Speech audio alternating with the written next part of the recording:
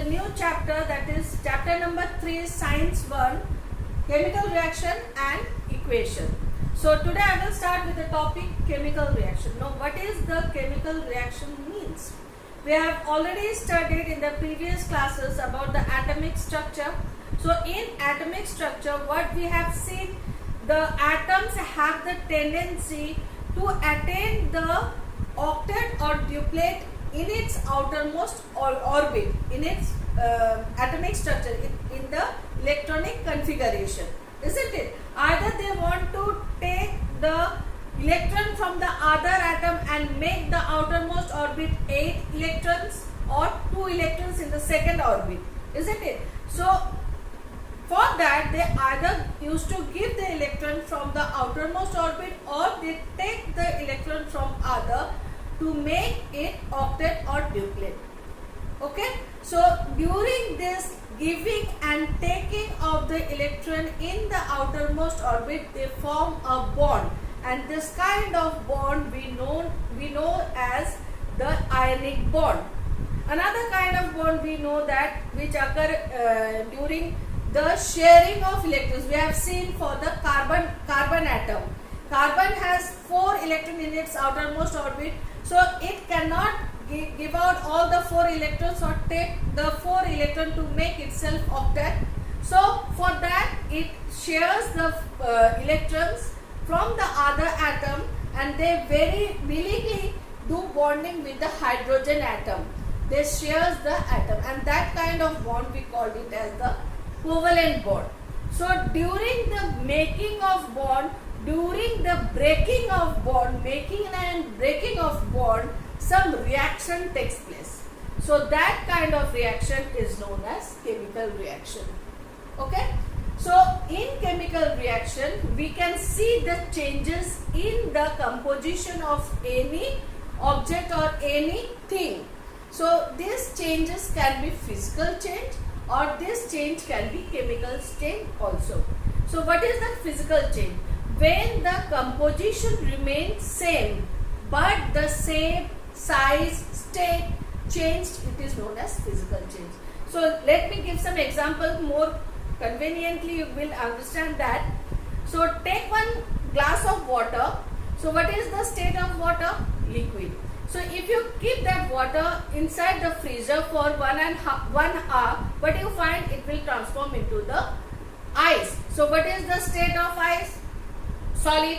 So it was liquid in the room temperature. When you keep it in the freezer, it transformed into the solid state. Okay. So the composition remains same. What is the composition? H2O, hydrogen and oxygen. For both the cases, for ice also H2O, for water also H2O, the composition remains same, it do not change. But the change happened in their state. One is liquid, another is solid. Okay, again you can get back the liquid if you take the ice out and keep it in the room temperature for an hour, for a while. So it will again transform into water. So what we can see, the composition remain unchanged, and it is reversible. The change which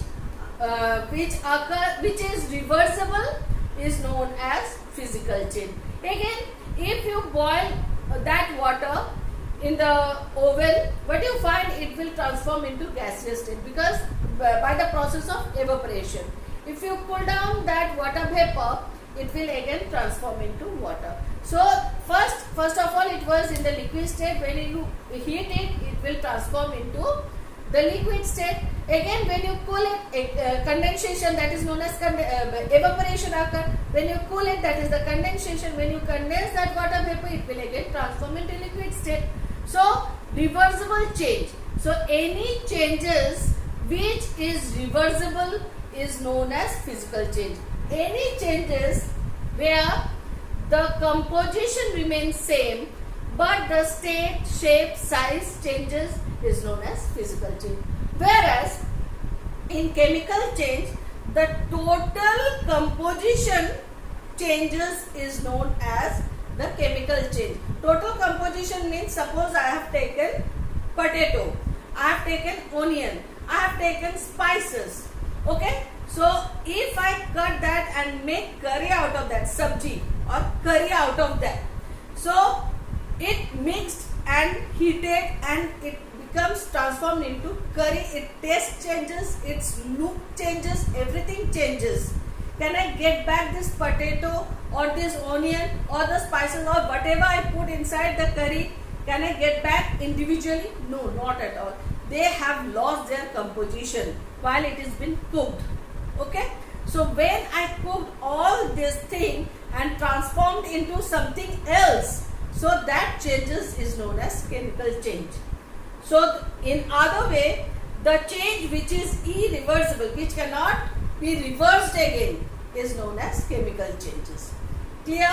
So here some example is given in page number 30. There is one box given to you. Just fill it up. Transformation of ice into water. Physical change. Put tick in the physical change. Cooking of food. Chemical change. Ripening of fruit. Chemical change. Milk turned into curd. Chemical change. Once you make curd out of milk, it will transform into curd. You cannot get back the milk again. So this is irreversible. So eventually this is the chemical change. Evaporation of water. You can get back the water by the process of condensation again. So this is physical change. Digestion of food. Chemical change. Size reduction of naphtha ball exposed to air. Chemical change. This is also known as sublimation, when any solid state transformed into gaseous state directly, that is known as sublimation.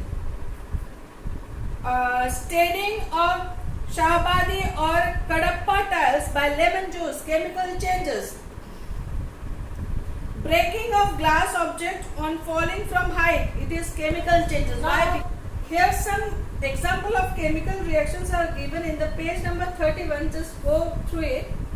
So first one, take a spoonful of limestone powder in an evaporating dish. Heat it strongly on high blue flame. Just write the chemical reaction in the equation form.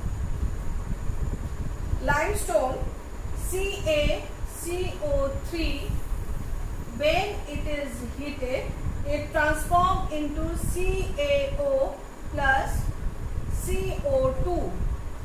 Write it down in the notebook or just below the word equation which is given. Just write it down. It's very important. Okay. So when limestone is heated, it transforms into calcium oxide and carbon dioxide is released. See, another box is given just below observation table. First activity is, this is the first activity. So here you write gas released. Second box, just see the second table. Gas released, put tick. Yes, gas is released. Which gas is released? CO2 is released. And temperature increased. Just beside the gas release, temperature change. Yes, temperature changes. Temperature increase. Okay. Just fill this box. Fill this box. Second reaction. Add zinc dust into copper sulfate solution. Copper sulfate solution. If you add zinc, it will be the displacement reaction. I will come this term afterward in the types of chemical reaction. Zinc will displace ZnSO4 plus Cu will be released. Okay. So in this reaction the color will change. CuSO4 is blue in color. When the zinc dust is put in that solution, the transformation, the color transformation occur and it will transform into greenish color. So in the box second, color change, yes, you can write blue to green. First column color change, yes, blue to green. Third reaction. Add potassium chromate solution into barium sulfate solution. Potassium chromate K2CrO4 plus barium sulfate. BaSO4, it will be barium chromate plus potassium sulfate, K2SO4. Okay, so third activity column will be color change. First column, fill the first column. The color change will be yellow because of the barium chromate. The color, this is both are whitish in color. You will do in the practical also this experiment. This is white in color, this is white in color. When you pour this to the reaction, double displacement reaction will occur and the precipitate will change into yellowish color because of the presence of barium chromate. Okay, so first column you write yes, yellowish color, white to yellow. Now the fourth one,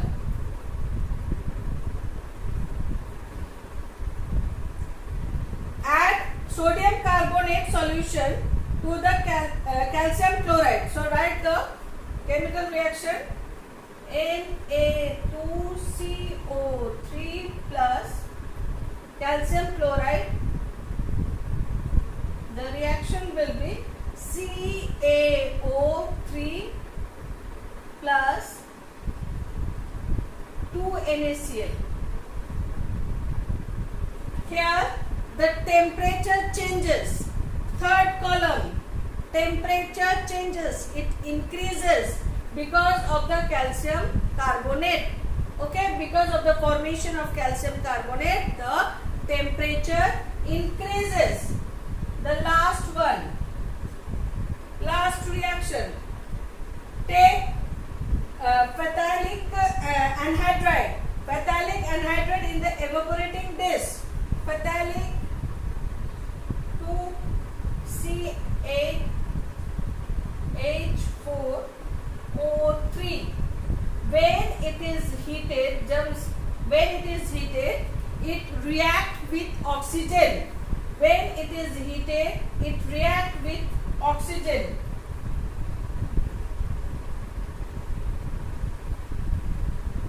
To give carbon dioxide and water. Carbon dioxide and water. 2C8H4O3 plus 15 molecule. When it is heated, it oxidized. It reacts with the oxygen present in the atmosphere, and 16 molecule of carbon dioxide and 4 molecule of water is released. So here second column you will have to fill up gas released. Yes, which gas? Carbon dioxide. And so, if you put some, if you heat, suppose you have taken a dish, you put this phthalic anhydride and heat it. If you put one funnel invertedly, put one cotton and block the opening of the funnel, what will you find? The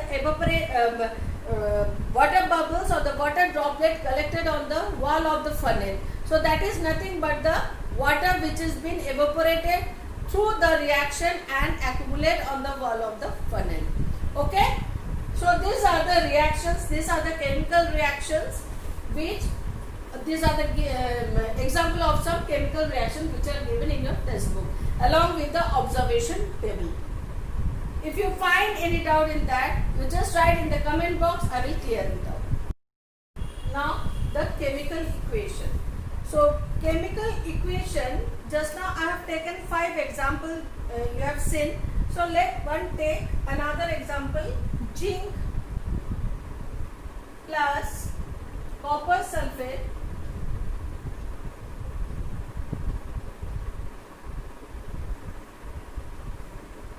we get zinc sulfate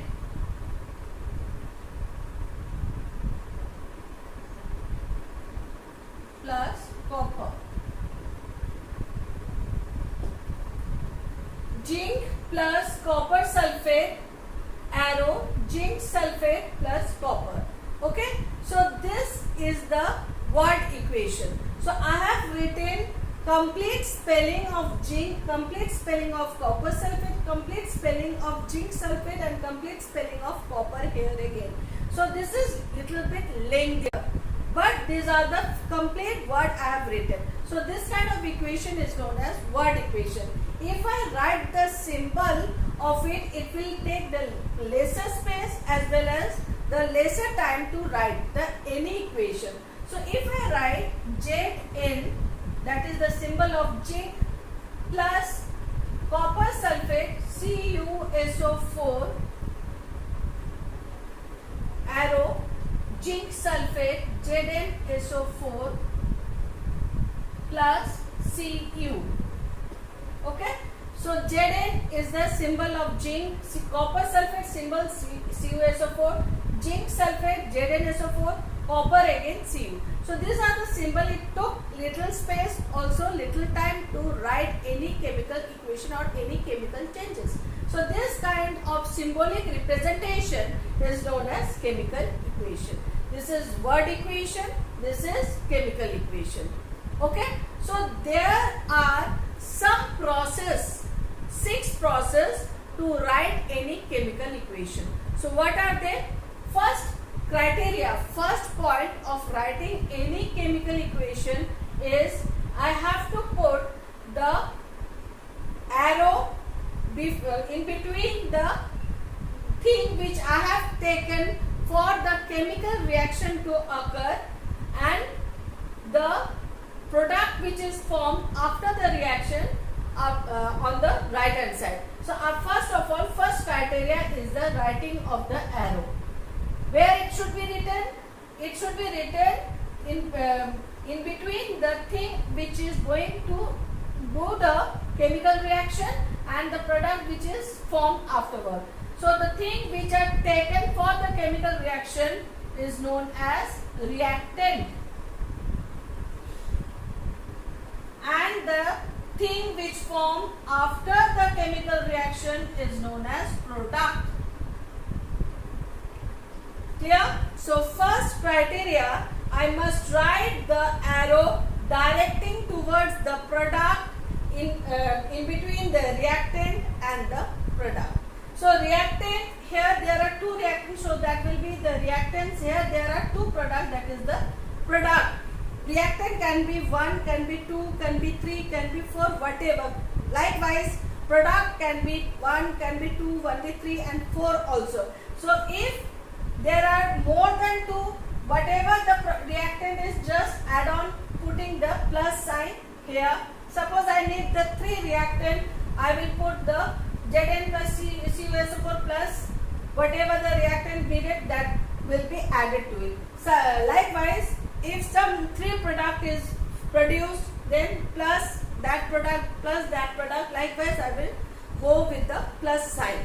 So this is the first criteria of writing any chemical equation.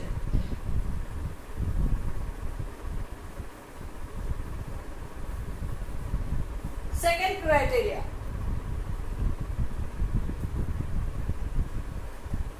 So first criteria is the reactant, second criteria is the product. Second criteria, whatever I can have 1, 2, 3, 4, whatever the reactant I need, I just put plus and carry on the reactant side, and whatever the product from 2, 3, 4 I can carry on the third side. Now the third criteria, I can classify their state also, in which state they are present. Like reactant can be in the gaseous state, reactant can be in the solid state, reactant can be in the liquid state also. So if the reactant is in the solid state, we simply write S in the bracket, okay, or we put the arrow sign, okay, for the solid, for the solid.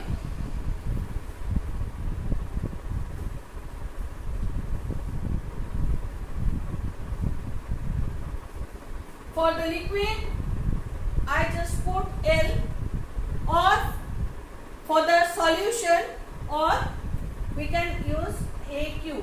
The full form of AQ is aqueous. Okay. For the liquid state, I use L or AQ for the solution. Solid state.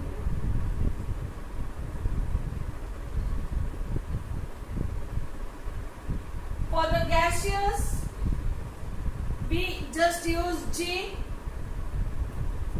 or the upward direction arrow. For the solid, I use the downward direction arrow, and for gas, I use the upward direction arrow for the gaseous state. So these are the symbols which I can use while writing any chemical equation. Take the example.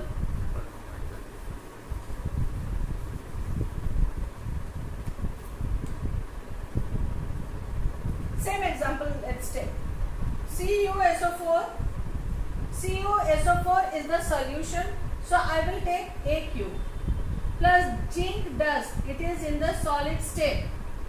Okay, so zinc sulfate will form.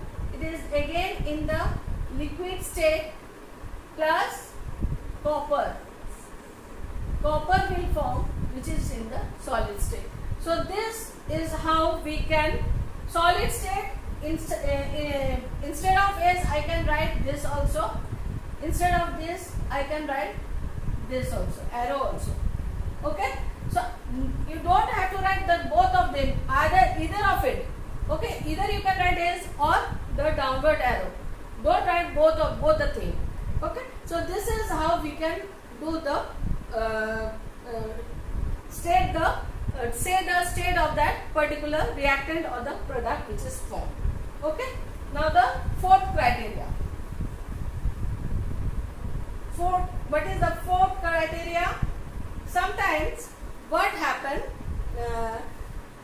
some heat is needed for the chemical reaction. For example, CaCO3, calcium carbonate, it is heated to form CaO plus CO2.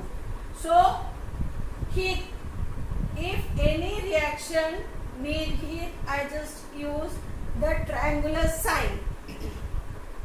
Okay, so triangular sign symbolize the heat. Okay, any chemical reaction need heat, we use the triangular sign above the arrow. Sometimes same reaction,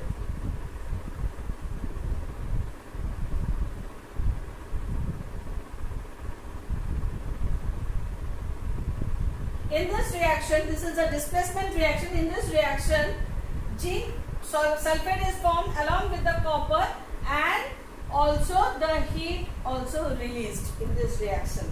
Okay, here in this reaction heat is released, so I will put the triangular sign on the product side, on the product as it is released. That means it is exothermic. I will come about the exothermic or endothermic later on. The reaction in which heat is released, that reaction is known as exothermic. So as the heat is released, so I will put the triangular sign on the product side. Clear? So now the fifth criteria. Sometimes for some reactions, catalyst is used at some particular temperature. So what is the function of catalyst? Catalyst, that you cannot conclude that catalyst into the reactant. It do not react with the reactant present in the chemical reaction, but it helps to speed up any chemical reaction. That is known as catalyst. Okay, generally we use the nickel, Raney nickel as the catalyst. In many cases, in many reduction and oxidation, for oxidation process, the potassium permanganate is used. That is the catalyst which is used for oxidation. And for reduction, generally Raney nickel is used. So let's see, for vegetable oil,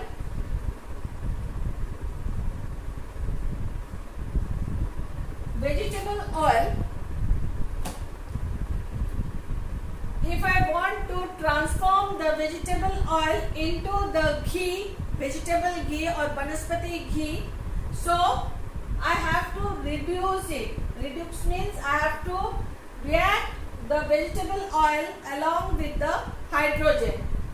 So this reaction will not take place until and unless I put some ranitidine in that. Ranitidine will not have any involvement with the reactant, but it will speed up.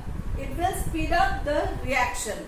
Okay. So if any catalyst is used, that catalyst is written under the arrow. This catalyst is written under the arrow, and some specific temperature is needed for the formation of this chemical reaction, that is 60 degree.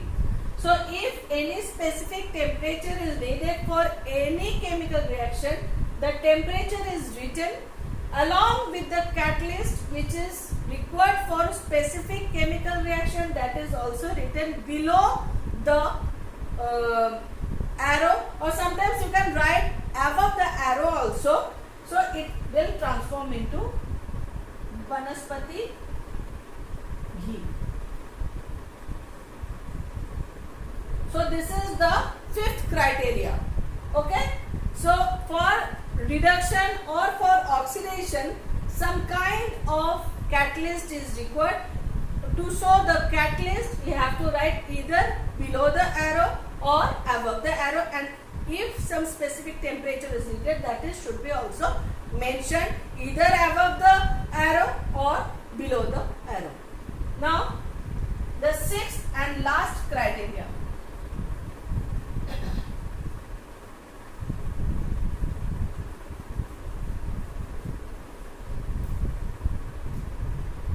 If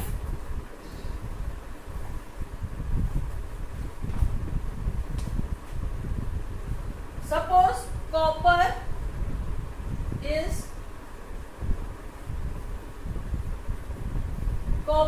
reacted with nitric acid, it will form CuNO2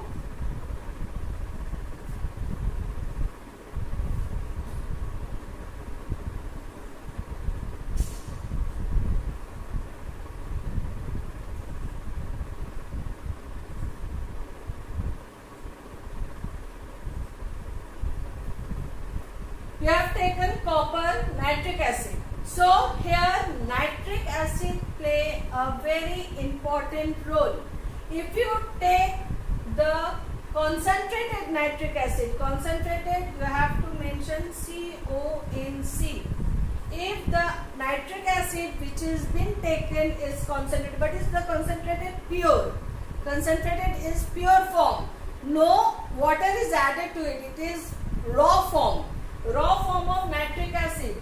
It will release nitrogen dioxide, which is very much poisonous and reddish in color. It is reddish in color and poisonous. Okay, but if you take the dilute one means added with water, not the raw form. You added water along with the nitric acid, then it will form nitric oxide, NO. It will form two molecules of NO plus H2O.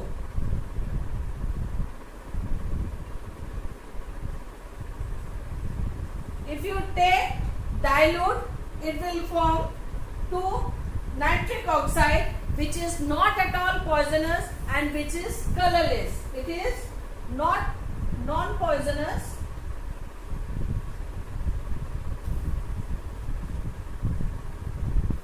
and colorless.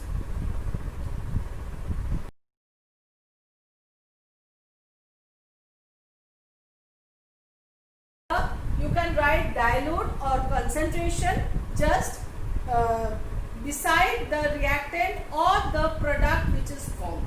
So these are the 6 criteria while writing any chemical equation. Now the topic is law of conservation of mass.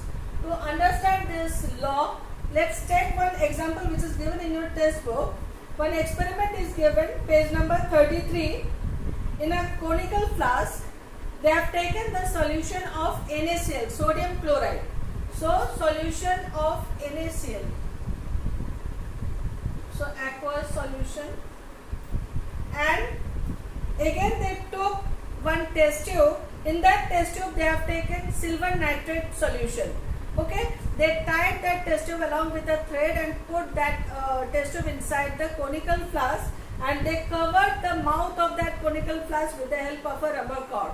Okay, and they took the weight of that whole apparatus with the help of some balance, and they found that the whole weight of that, or the whole mass of that apparatus is 300.23 grams. NaCl aqueous solution along with AgNO3. Okay, so what they found, the mass is 300.23 grams. Then what they did, they put all the solution of silver nitrate solution into the sodium chloride solution. They mixed whole solution together. So when NaCl is mixed with AgNO3, displacement reaction takes place, and the product which formed is NaNO3, sodium nitrate, plus AgCl, silver chloride. Okay, these two products will form after the reaction. What they found, even after the change of the composition of the product, the mass remains same. The way the product which is formed, newly formed, is again 23 grams. Okay, so from this experiment, it can be assumed that the mass of the reactant remains same. Whatever, how many reactant you may take, you can take 3 reactant, 4 reactant, whatever the total mass of the reactant will be, the product mass will always be same with the total additional mass of the reactant. So both the mass of the product and reactant remain same even after the chemical reaction. So this law is known as law of conservation of mass. So here I am completing today's topic. If you find any doubt, you just write in the comment box. Okay.